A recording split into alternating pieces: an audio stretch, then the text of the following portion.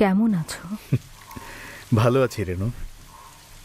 হাসিনা, রেহানা, কামাল, জামাল সবাই ভালো আছে। আর আমার রাসেল সোনা।